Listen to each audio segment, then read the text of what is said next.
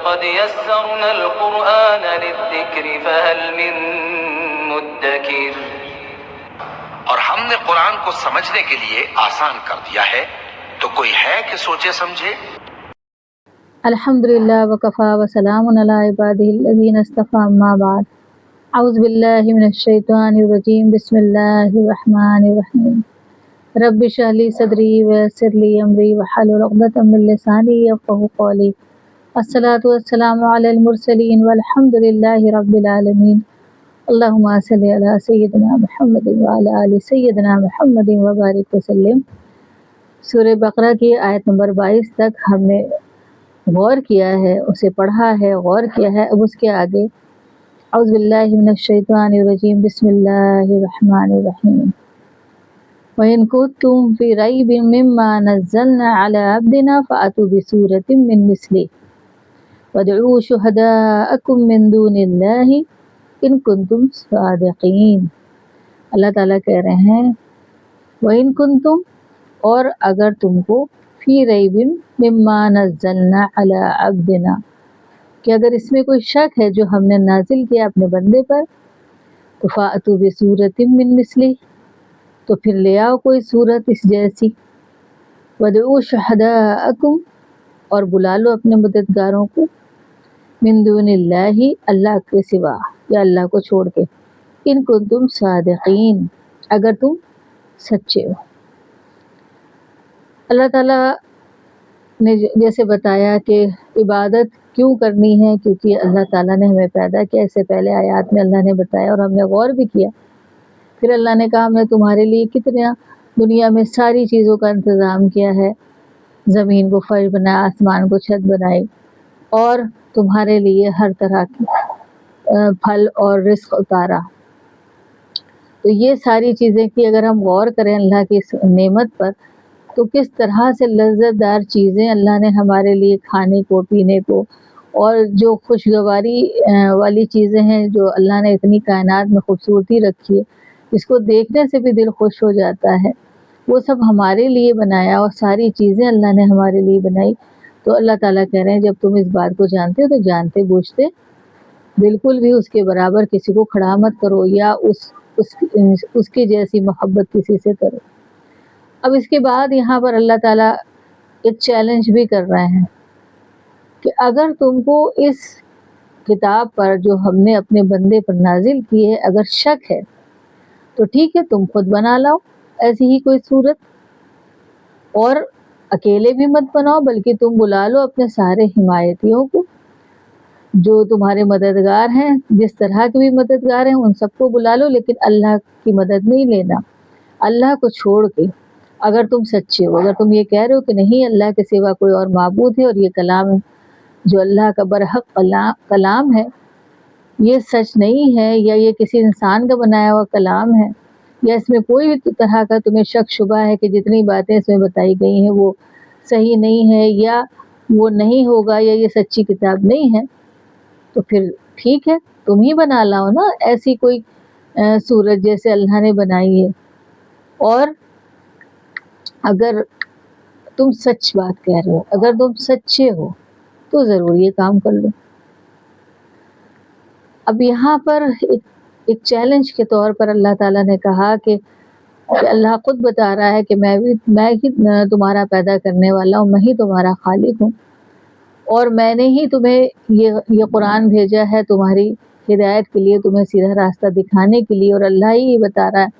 کہ وہ نہیں چاہتا، وہ چاہتا تم پرہیزگار بنو، وہ نہیں چاہتا کہ تم گمراہ ہو یا غلط راستوں میں پڑو. تو اگر اس چیز میں کسی کو بھی شک شبہ ہے، ویسے تو یہ مکے میں نازل ہوئی اور اس وقت کفار قریش تھے، ان کی طرف مخاطب ہو کے یہ بات کی گئی، لیکن یہ چونکہ ہر دور کی زندہ کتاب ہے اور ہر دور کے لیے ہے یہ، تو اگر اس پر غور کیا جائے تو اللہ تعالیٰ یہاں کہہ رہے ہیں کہ اگر تمہیں کسی بھی طریقے کا شک ہے کہ یہ اللہ کی کتاب میں، کیونکہ وہ لوگ کہا کرتے تھے کہ جیسے آپ صلی اللہ علیہ وسلم نے اس سے لکھ لیتے ہیں، اس طرح کی باتیں جو غلط تھیں وہ کہا کرتے تھے. تو کہا ٹھیک ہے، اگر یہ چیز نہیں صحیح ہے تو تم ہی کر لاؤ، کیونکہ تم تو اپنے آپ کو بہت زیادہ عالم فاضل خود سمجھتے ہو، کیونکہ ان کی جو یہ زبان تھی عربی زبان، ان کو اس پر بڑا ناز تھا، اور یہ اس وقت کا جو دور تھا وہ شعر و شاعری کا دور تھا، اور قصیدے پڑھتے تھے یہ، کوئی چاہے وہ جنگ ہو، چاہے عورت ہو یا شراب ہو، اس پر یہ بہت سارے شعر و شاعری کیا کرتے تھے، اور اس وقت کے شاعروں کو بڑی مقبولیت حاصل تھی، اور اپنی اس زبان پر وہ بڑا فخر کیا کرتے تھے۔ تو جب یہ قرآن آیا جو کہ بالکل حق بات ہے، جو حقائق کو ظاہر کرتا ہے، سچ بات بتاتا ہے، تو ان کو یہ ہوا کہ یہ کیسے اور کیا ہے۔ تو پھر اللہ نے جب چیلنج کر دیا تو انہوں نے کیا کوشش نہیں کی،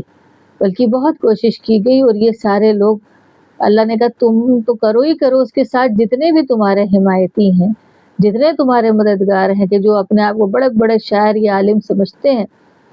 تو وہ یہ کام کر کے دکھائیں، ایسی کوئی صورت بنا کے لے کر آئیں۔ اور بڑی کوشش بھی کی گئی، لیکن وہ کوشش ان کی ایسی ناکامیاب ہوئی کہ اب تا قیامت تک کوئی اس طرح کا کچھ بھی ایک آیت نہ ایک صورت بنا سکتے ہیں، کیونکہ بنا اس لیے نہیں سکتے کیونکہ یہ اللہ کا کلام، انسان کا ہوتا تو بن بھی جائے، اور اس سے بہتر بھی ہو سکتا ہے اور اس سے خراب بھی ہو سکتا ہے، لیکن اللہ کا کلام سے بہتر تو کوئی کلام نہیں ہے۔ تو اللہ تعالیٰ نے جو بتا دیا بس وہی سچ و برحق، باقی جتنی بھی دنیا میں علم ہے یا کچھ بھی، وہ اللہ کا ہی بتایا ہوا ہے، اللہ ہی نے سمجھ انسان کو دی تو ایسا بولتا ہے، ورنہ وہ کہاں سے علم لے کے آتا؟ وہ تو اپنا جسم بھی ساتھ اس دنیا میں نہیں لایا، سب دنیا میں ہی آ کے وہ بنا۔ تو اللہ تعالیٰ کہہ رہے اگر تم یہ سچ مان رہے ہو اس بات کو کہ تم خود سچے ہو، تو پھر ایسا بنا کے لے آؤ۔ لیکن پھر اللہ تعالیٰ کیا کہہ رہا ہے؟ وَإِن لَمْ تَفْعَلُوا وَلَن تَفْعَلُوا، پھر اگر تم یہ کام نہ کر سکو،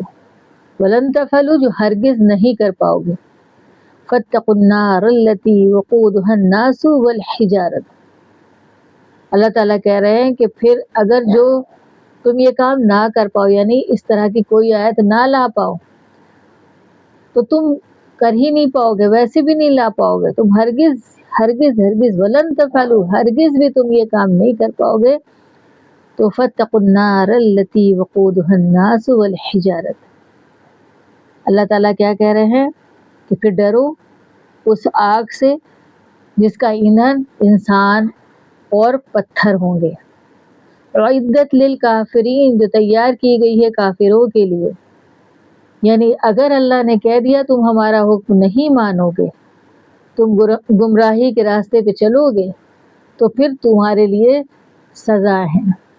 اور وہ یہ ہے کہ تمہیں دوزخ کی آگ میں جلنا پڑے گا۔ لیکن اللہ تعالیٰ کہہ رہے ہیں تم نے اتنی ساری باتوں کو جھٹلا دیا اللہ کی، یا اللہ کی ذات کو یا اللہ کے حکم سے ہی انکار کرنے لگے ہو، تو اللہ نے پہلے تو ایک چیلنج کیا کہ جا کے بنا کے لا کے دکھاؤ، اور اگر یہ تم نہیں کر پاؤ گے تو پھر ٹھیک ہے، جو کہ تم کر ہی نہیں سکتے، اللہ نے کہا تم کر ہی نہیں سکتے اور نہ ہی کر پاؤ گے، تو پھر تمہیں ڈرنا چاہیے، کیونکہ تم کس سے لڑائی مول لے رہے ہو، کس کے خلاف کھڑے ہو؟ اس ساری کائنات کے رب کے، جسے تم جیت ہی نہیں سکو گے کسی بھی حال میں۔ تو یہ جو باتیں تم کر رہے ہو، یہ ساری جو سوچیں تمہاری ہے، یہ بے بنیاد ہے، غور کرنے کی ضرورت۔ اللہ نے کہا کہ ڈرو اس آگ سے جس کا ایندھن انسان و پتھر ہوں گے، جو کہ صرف کافروں کے لیے تیار کی گئی ہے۔ اللہ کے حکم سے انکار کرے تو پھر اس کے لیے دوزخ کی آگ ہے، جس طرح سے لکڑیاں چولہے میں لگائی جاتی ہیں اس کو بھڑکانے کے لیے، اس کو تیز آنچ کرنے کے لیے، اسی طرح سے انسانوں کو اس دوزخ میں ڈالا جائے گا لکڑیوں کی طرح، تاکہ اس کی آگ اور بھڑکے۔ جو سب سارے لوگ جس بات پر متفق ہیں وہ ہے یہ گندھک کے پتھر، اور یہ گندھک کے پتھر وہ پتھر ہوں گے کہ سب سے زیادہ بدبودار، اور جب یہ آگ میں ڈالے جائیں گے یہ آگ کو اور بھڑکائیں گے، یعنی کہ اس کے ڈالنے سے آگ اور تیزی سے جلے گی۔ تو اللہ تعالیٰ نے کہا کہ یہ ان لوگوں کے لیے تیار کیا گیا ہے جو اللہ کی نافرمانی کرتے ہیں، جو اللہ کی ذات کو نہیں مانتے۔ تو یہ بات غور کرنے کی ضرورت ہے کہ اگر ہم ایسے ہیں کہ اللہ ہم کو یہ ساری باتیں بتانا چاہے، ہم مسلمان ہی کہتے کیوں نہ ہو اپنے آپ کو، لیکن اگر ہماری سوچ میں اس طرح کا شک شبہ ہے کہ پتہ نہیں یہ جو بات ہے وہ سچ ہے یا نہیں ہے، یا جو بھی چیزیں اللہ کہہ رہا ہے یا ہم اس کو غور نہیں کر رہے ہیں، ہم دھیان نہیں دے رہے، اگنور کرے دے رہے ہیں اور کر اپنی ہی مرضی رہے ہیں، تو پھر ڈر کا مسئلہ ہے یہاں پر، شبہ ہے ان کے لیے یہ بات ہو رہی ہے۔ لیکن ہمیں یہ کس طرح سے ہدایت دے رہی ہے یہ آیت، کہ اس پر ہمیں یہ غور کرنا ہے کہ کسی بھی طریقے کا شک شبہ اس کلام پر کر ہی نہیں سکتے، اور جب شک شبہ نہیں ہے تو اس کی ساری باتیں سچ و برحق ہیں۔ اللہ نے جو بات کہی ہے وہ پتھر کی لکیر ہو کے رہے گی، وہ کچھ بھی بچے گا نہیں، سب کچھ ہو کے رہے گا جو اللہ نے بتا دیا۔ تو اللہ نے اگر یہ بتا دیا صحیح راستے پہ چلو گے تو تمہیں جنت ملے گی، تو یہ بھی صحیح ہے، اور اگر اللہ نے یہ کہہ دیا نہیں اگر مانو گے اور گمراہی کے راستے پہ چلو گے تو پھر تمہارے لیے دوزخ ہے، تو یہ بھی سچ ہے۔ تو ہم اگر شک شبہات لیے بیٹھے ہیں اور اس کلام پر یقین نہیں کر رہے ہیں، تبھی تو ہمارا عمل اس طرح سے نہیں ہو رہا جس طرح اللہ ہم سے چاہتا ہے۔ تو غور فکر کی ضرورت ہے یہ آیات پر، کہ ہم کو اللہ تعالیٰ ویسا نہیں بننا ہے جو کافروں کے لیے آپ نے تیار کی ہے دوزخ، ہم کافر نہیں بننا چاہتے ہیں، ہم آپ کے حکم کو بجا لانا چاہتے ہیں، ہم آپ کی نافرمانی نہیں کرنا چاہتے ہیں۔ تو اسی لیے ہم ان قرآن کی آیات پر غور کر رہے ہیں کہ اللہ تعالیٰ ہمیں اس میں شامل نہ کیجیے گا جن پر آپ غضبناک ہوتے ہیں۔ تو یہ وہ لوگ ہیں جن پر اللہ غضبناک ہوتا ہے، جن کو اللہ تعالیٰ دنیا میں بھی ذلیل کر دے گا اور آخرت میں تو ہوں گے۔ ان آیات پر غور کرنے کی ضرورت ہے کہ اللہ تعالیٰ ہم سب کو اس پر غور کرنے اور اس پر عمل کی توفیق دے دے، اور تاکہ ہمارے عمل نیک ہو جائیں اور ہم سے ہمارا رب راضی ہو جائے۔ تو کوشش کیجیے، آپ بھی کوشش کیجیے، ہم بھی کوشش کریں، اور ہم سب مل کر کوشش کریں، کیونکہ اگر ہمیں جنت جانا ہے تو ضرور یہ کوشش کریں۔ اللہ ہم سب کی ان کوششوں کو قبول فرمائے، آمین۔ وآخر دعوانا الحمد للہ رب العالمین۔